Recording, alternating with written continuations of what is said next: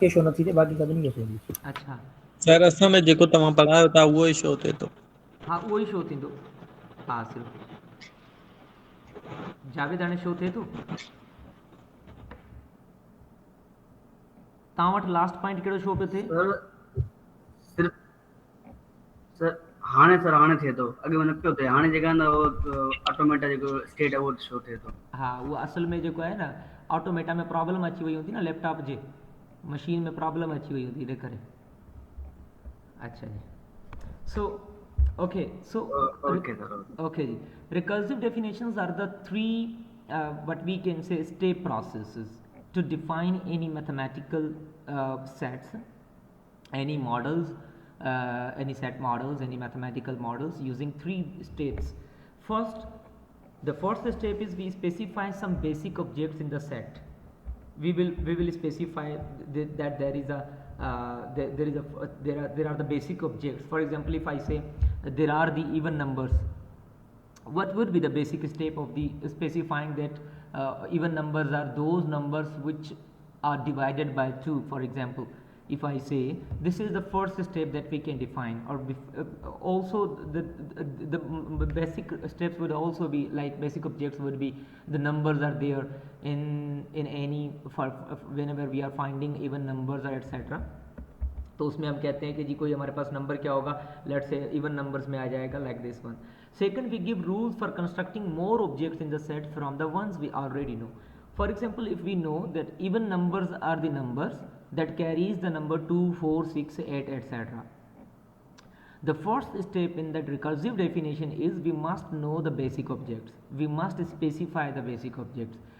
If anybody is going to define the even numbers, he or she must know about the even numbers, even basic objects. For example, 2, 4, 2 is a very basic object of the even number class. So we would say that the 2 is the basic object of the set even numbers. Then second, we can derive the other objects from by using the first objects, sorry. The third is we declare that no objects except those constructed in this way are allowed in the set. इनके अलावा कोई भी object उसमें allowed नहीं होंगे. For example आपने कोई even sets का जो है ना कोई आपने डिफाइन किया कि there are the even sets, even number set. अब इवन नंबर सेट्स में आपको पता होता है कि कोई 2 जो है ना वो कोई बेसिक ऑब्जेक्ट है इवन नंबर्स में. फिर आप दूसरा अगर इवन नंबर आप डिफाइन करना चाहेंगे तो 4 जो होगा वो आप उसमें से डिफाइन कर सकते हैं 2 में से 2 की जगह. इसी तरह से अगर आप में अगर इसके अलावा कोई दूसरे नंबर जो हैं जो फर्स्ट और सेकंड स्टेप्स के साथ नहीं बने तो we would not call that numbers as the even numbers, और हम कहेंगे कि जी वो इस इवन नंबर्स को डिफाइन नहीं करते. फॉर एग्जांपल, अगर हम डिफाइन करना चाहते हैं किसी set of positive even integers को, set of positive even integers को हम डिफाइन करना चाहते हैं. अब इसकी 2 से 3 डेफिनेशंस हो सकती हैं. Set of even number even positive integers को अगर हम डिफाइन करना चाहें तो there are the different types of definition we can use to define the sets the even numbers. Number 1, जो जिसको मैथमेटिक्स आती होगी, जिसको अरिथमेटिक का थोड़ा बहुत पता होगा, वो जानता होगा कि लेकिन उसको इतना पता है कि मैथमेटिक्स है क्या, अरिथमेटिक है क्या, बट उसे ये पता नहीं कि इवन नंबर्स होते क्या हैं. अगर आप उसको डिफाइन करना चाहें इवन नंबर्स का सेट तो कुछ आप स्टेप्स को फॉलो करेंगे. सबसे पहला आप उसको क्या कहेंगे कि even is the set of all positive whole number divisible by 2. आप इसको ये कहेंगे. कोई भी बंदा जिसको मैथमेटिक्स आती होगी वो क्या क्या कहेगा कि ओके जी जो इवन नंबर्स होते हैं वो ऐसे नंबर्स होते हैं जो कि डिवाइड बाय 2 होते हैं. एक तो आप ये डेफिनेशन देंगे उसको, शायद उसको समझ आ जाए यहाँ से कुछ ना कुछ, और ये आसान भी लगता है. फॉर एग्जांपल भाई मैं कहूँ कि एक नंबर है मेरे पास 14 इवन है या नहीं, तो मैं क्या करूँगा 14 को 2 से डिवाइड कर दूंगा. अगर 7 आ रहा है तो हम कहेंगे कि जी एग्जैक्ट, अगर कोई रिमाइंडर नहीं बच रहा, रिमाइंडर 0 आ रहा है तो हम क्या कहेंगे ये एग्जैक्टली डिविजिबल बाय 2 है. सो वी वुड से कि yes this is an even number. Sir हाँ जी हाँ जी सर सेकंड और थर्ड थोड़ो ॿीहर ॿुधाईंदा वेझो त नेट जो प्रॉब्लम हुयो त ॿुधण में न आयो. ओके सैफुल्ला, देखें फर्स्ट प्रोसेस क्या है कि आपको पहले स्टेप्स कुछ बेसिक ऑब्जेक्ट्स का पता होना चाहिए. फॉर एग्जांपल मैं आपसे कहूँ कि व्हाट इज़ लैपटॉप. अब लैपटॉप को डिफाइन करने के लिए आपको पहले बेसिक ऑब्जेक्ट्स का पता होना चाहिए. बेसिक क्या है कि जी लैपटॉप होने के लिए उसमें इलेक्ट्रिकल एनर्जी का होना ज़रूरी है. ठीक है। Okay sir. तो these are the basic object, यानी किसी चीज़ को आप जब डिफाइन करने जाएं ना तो आपको बेसिक्स का पता होना चाहिए उस चीज़ का, बेसिक जो फर्स्ट फंडामेंटल प्रिंसिपल्स हैं आपके पास। फॉर एग्जांपल मैं कहता हूँ कि जी व्हाट इज़ ह्यूमन बीइंग, एक आपने अगर ह्यूमन बीइंग को डिफाइन करना है, सबसे बेसिक चीज़ क्या हो सकती है ह्यूमन बीइंग को डिफाइन करने के लिए? आप कहेंगे कि जी ह्यूमन बीइंग इज मॉर्टल, ठीक है। या फिर human being can understand the things like this. या फिर मैं आपसे कहूँ कि व्हाट इज़ चेयर, आप चेयर को डिफाइन करना चाह रहे हैं कि चेयर को डिफाइन करें। अब चेयर को कैसे डिफाइन करेंगे? बेसिक चीज़ें आपको, बेसिक इनपुट उसको आपको पता होना चाहिए, बेसिक ऑब्जेक्ट चेयर के क्या होते हैं। कि भाई chair is to sit, chair is to sit, तो हम क्या कहेंगे? दिस इज अ फंडामेंटल और the first of basic object of the set, ठीक है। इसी तरह से अगर हम फिर हम ओके सेकंड की बात करें, अगर सेकंड क्या होगा? सेकंड जो होता है वो स्टेप होता है जो कंस्ट्रक्ट होता है फर्स्ट की बेसिस पे, ठीक है। यानी मैं अगर आपसे कहूँ कि what is define the laptops, तो आप क्या कहेंगे कि जी laptops are the one that require the electrical energy. अच्छा, आपने ये डिफाइन कर दिया। अब आप सेकंड क्या डिफाइन करेंगे कि जी लैपटॉप को ऑन करने के लिए पावर ऑन का बटन दबाना पड़ता है। यानी आपने पहले इलेक्ट्रिकल एनर्जी का पता था तो आपको तभी आइडिया हुआ कि पावर का बटन ऑन करेंगे, तो this is the second step. और इसी तरह से अगर आप कहेंगे कि जी अगर मुझे स्क्रीन ऑन करनी है तो आप कहेंगे कि जी फिर हमें लॉक ऑन करना पड़ेगा, स्क्रीन लॉक अनलॉक करना पड़ेगा। मतलब these are the steps, recursive steps जो आप क्या कर रहे हैं। अच्छा, फॉर एग्जांपल मैं कहता हूँ कि लैपटॉप की स्क्रीन ऑन करने के लिए मुझे क्या करना चाहिए? आप क्या करेंगे? रिकॉल करेंगे बार बार। आप कहेंगे कि जी लैपटॉप की स्क्रीन को ऑन करने के लिए मुझे जी सर। इलेक्ट्रिसिटी को ऑन करना पड़ेगा।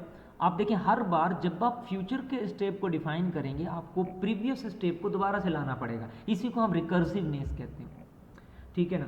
फॉर एग्जांपल जी मैं कहता हूँ कि जी मुझे जो है ना लेक्चर ऑन करना है, पीपीटी ऑन करनी है रिकर्सिव डेफिनेशंस की, तो क्या मैं आपसे पूछ सकता हूँ what would be the steps? अगर मैं किसी रोबोट को मैं समझा रहा होता, किसी रोबोट को मैं कहता है कि जी रिकर्सिव डेफिनेशन की पीपीटी ऑन करें मोहम्मद इस्माइल के लैपटॉप से, सैफुल्लाह साहब, तो क्या होता कि जो रोबोट होता वो क्या करता? वो सबसे पहले अपने जहन में क्या लेके आता? वो अपने जहन में सबसे पहले ये लेके आता कि जी मैंने रिकर्सिव डेफिनेशन की पीपीटी तो ऑन करनी है, लेकिन सबसे पहले मेरे पास एनर्जी का ऑन होना ज़रूरी है, इलेक्ट्रिकल एनर्जी का ऑन होना ज़रूरी है, ग्रिड का ऑन होना ज़रूरी है, ठीक है।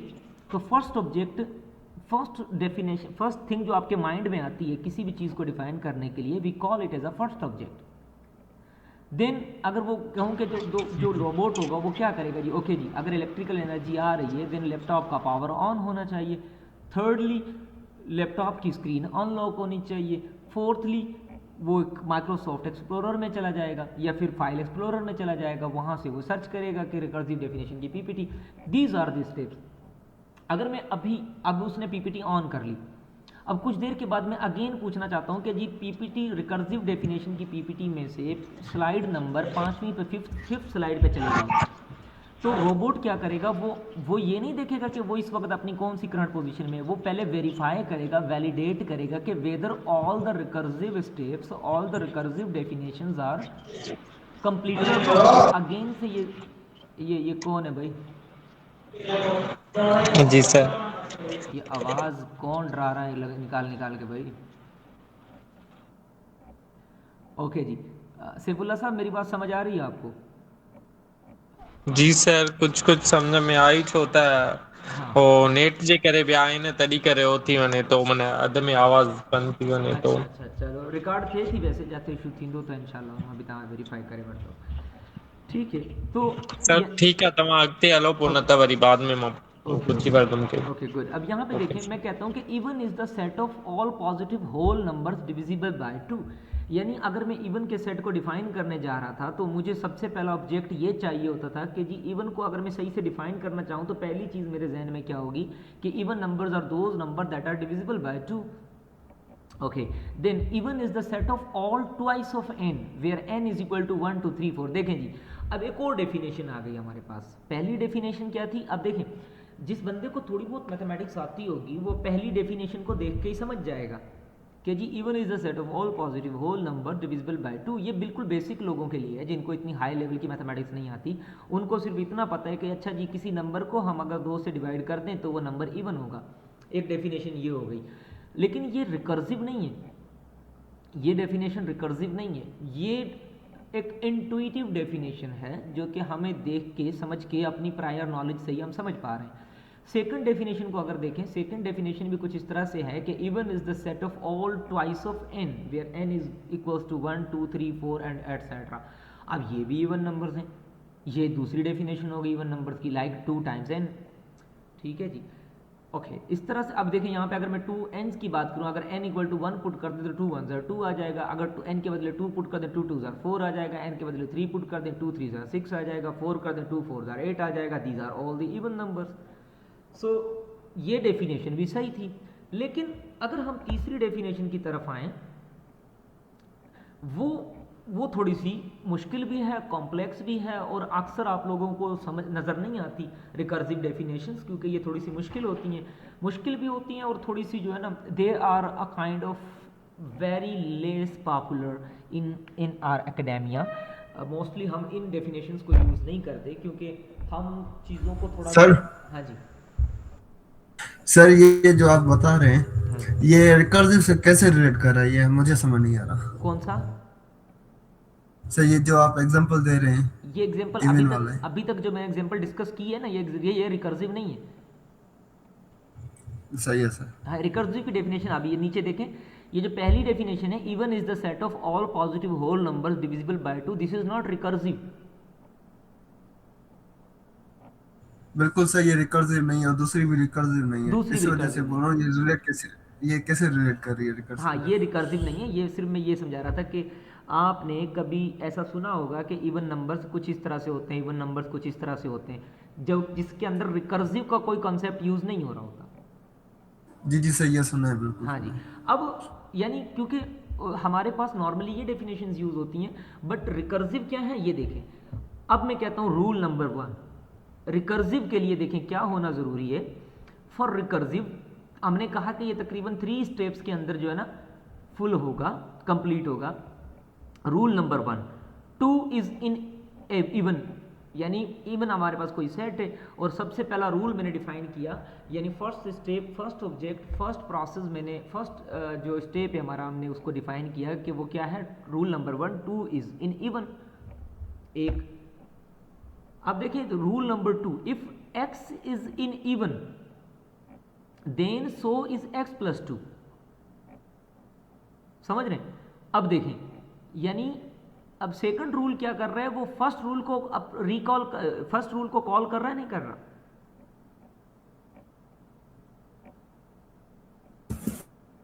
सर ये समझ नहीं आया सर, रूल नंबर 2।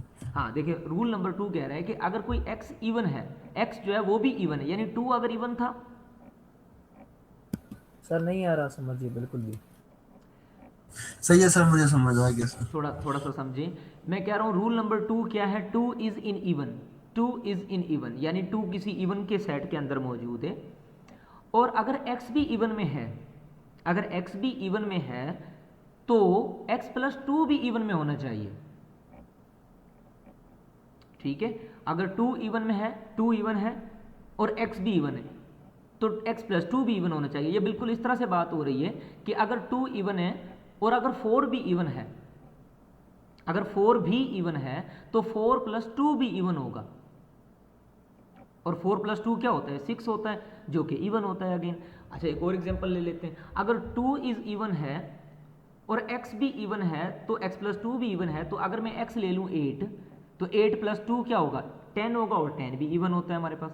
अगर x ले लूँ मैं 12, 12 प्लस 2 हमारे पास अगेन इवन होता है। अगर x ले लूँ 14, 14 प्लस 2 हमारे पास अगेन इवन होता है। ठीक है, तो यानी हम क्या कर रहे हैं, रूल नंबर 1 और रूल नंबर 2 को रिकॉल, दोबारा से कॉल कर रहे हैं।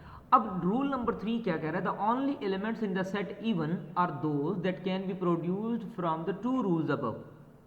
रूल नंबर 3 क्या कह रहा है, इवन नंबर सिर्फ और सिर्फ वो नंबर होंगे जो इन 2 रूल्स को बना के ही, ऊपर वाला जो फर्स्ट रूल और फर्स्ट 2 रूल जो हैं उनको जो सेटिस्फाई करेंगे, वो नंबर सारे के सारे क्या होंगे, इवन नंबर्स होंगे। एक और एग्जांपल, हम एग्जांपल को आगे इसको देखते हैं, समझ आ जाएगा। फॉर एग्जांपल सर, हाँ जी, सर ये लास्ट वाला आप समझाएंगे? हाँ देखें, रूल नंबर 3 समझाया। देखें रूल नंबर 3 क्या कह रहा है कि जो रूल नंबर 1 और रूल नंबर 2 है ना, उसको फॉलो कर लें बस। रूल नंबर 3 ये कह रहा है सिंपल, यानी rule number 3 says rule number 1 and rule number 2 are the final steps. ये सिंपल लफ्जों में ये कह दें कि जी रूल नंबर 1 और रूल नंबर 2 को ही फॉलो करना है, रूल नंबर 3 का असल मकसद ये है। ठीक है सर ये जो रूल आपने बताए हैं ये रिकर्सिव हो गए? ये रिकर्सिव हो गए आपके पास। रिकर्सिव कैसे हो गए? देखें, रूल नंबर 2 रूल नंबर 1 को क्या कर रहा है? कॉल कर रहा है। बिल्कुल सर, कॉल और कर रूल रहे हैं। नंबर 3 रूल नंबर 2 को और रूल नंबर 1 को कॉल कर रहा है। सही है ठीक है। सर। और रिकर्सिव में होता क्या है? रिकर्सिव में कुछ इस तरह से तो हो रहा होता है ना कि एक फंक्शन, आपने अगर याद हो कभी अभी प्रोग्रामिंग वगैरह का कोई कॉन्सेप्ट, रिकर्सिव जो हमारे पास फंक्शंस होते थे उनमें हम क्या करते थे? एक फंक्शन को रिकॉल करते थे। जी जी सर, बिल्कुल। तो ये वही कॉन्सेप्ट है। अब यहाँ पे देखें, define the set of positive even numbers, the third definition is less popular than the others. Third definition बहुत कम यूज होती है, आपने देखी भी, अब इसीलिए आप कंफ्यूज भी होते हैं क्योंकि this is not mostly used. It is much harder to use in the most practical applications. Practical applications में यूज करना थोड़ा मुश्किल होती है। फॉर एग्जांपल, अगर हमें प्रूव करना हो, prove that 14 is in the even set, अगर हमें ये प्रूव करना हो 14 जो है वो इवन सेट के अंदर लाया करता है, यूजिंग द फर्स्ट डेफिनेशन। अगर फर्स्ट डेफिनेशन को हम देखें, फर्स्ट डेफिनेशन में क्या था? हम सिंपल इसको डिवाइड बाय 2 कर देंगे।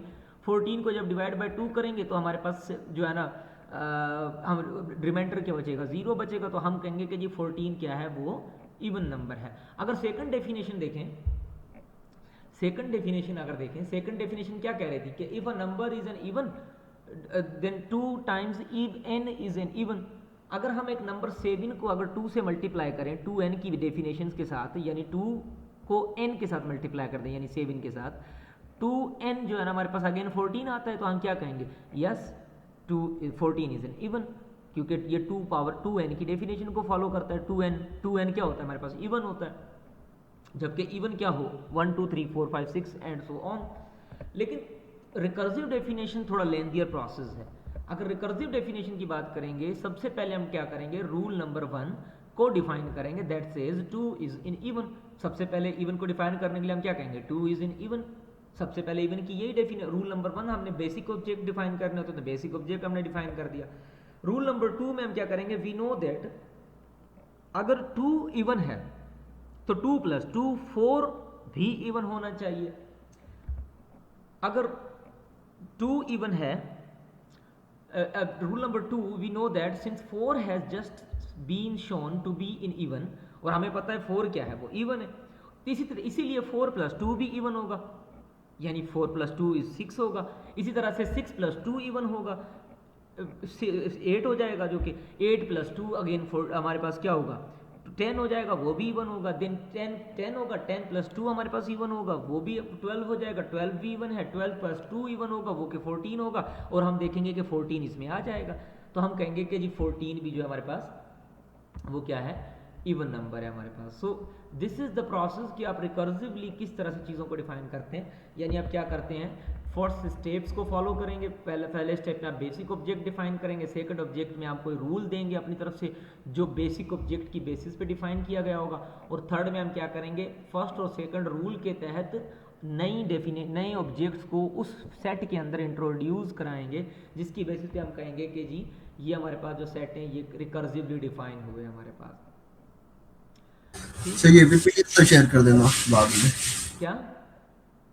पीपीटी सर जो आप पढ़ा रहे हैं। हाँ, ये मैं शेयर कर दूंगा आपसे, शेयर कर दूंगा। ओके जी, अगर रिकर्सिव डेफिनेशन से किसी को कोई क्वेश्चन है तो पूछ लें आप।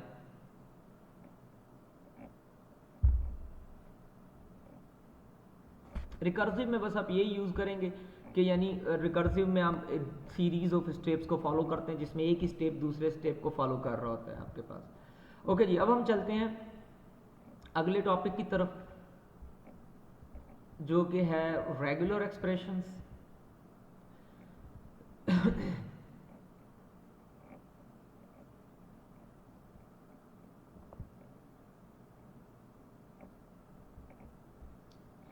Okay guys,